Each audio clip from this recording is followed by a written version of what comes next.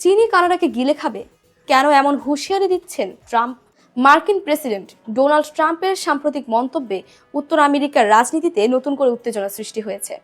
তিনি হুঁশিয়ারি দিয়ে বলেছেন, যুক্তরাষ্ট্রের সঙ্গে নিরাপত্তার সহযোগিতায় না এলে চীন কানাডাকে একদিন গিলে খাবে। ট্রাম্পের এই বক্তব্যের সূত্রপাত গ্রিনল্যান্ডের প্রস্তাবিত গোল্ডেন ডোম ক্ষেপণাস্ত্র প্রতিরক্ষা ব্যবস্থাকে ঘিরে। ইসরায়েলে আয়রন ডোমের আদলে নির্মিত ব্যবস্থা যুক্তরাষ্ট্রের পাশাপাশি কানাডার নিরাপত্তাও নিশ্চিত করবে বলে দাবি ট্রাম্পের। তবে কানাডা এতে পুরোপুরি সহযোগিতা না করায় ক্ষুব্ধ হন তিনি।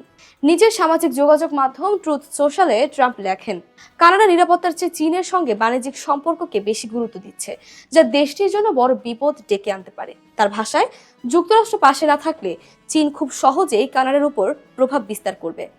এ প্রসঙ্গে ট্রাম্প আবারও গ্রিনল্যান্ড নিয়ে নিজের আগ্রহের কথা উল্লেখ করেন।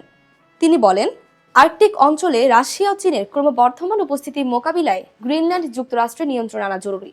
দাভোসে অনুষ্ঠিত এক অনুষ্ঠানে ট্রাম্প আরও কড়া ভাষায় বলেন, কানাডা আজ টিকে আছে যুক্তরাষ্ট্রের কারণেই। এই মন্তব্য দ্রুতই আন্তর্জাতিক মহলে সমালোচনার জন্ম দেয়। ট্রাম্পের বক্তব্যের পাল্টা জবাবে কানাডার প্রধানমন্ত্রী মার্ক কার্নি স্পষ্ট করে বলেন, কানাডার সাফল্য কোনো দেশের দয়ার উপর নির্ভরশীল নয়। তার মতে, একক আধিপত্যের উপর দাঁড়িয়ে থাকা বর্তমান বৈশ্বিক ব্যবস্থা এখন ভাঙনের মুখে। কার্নির এই মন্তব্যে পরিস্থিতি আরও ঘোলাটে হয়।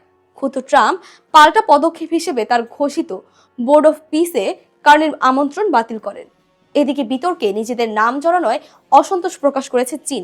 দেশটির পররাষ্ট্র মন্ত্রণালয়ের মুখপাত্র গো জিয়াকুন বলেন, তথাকথিত চীন ভীতি সম্পূর্ণ ভিত্তিহীন।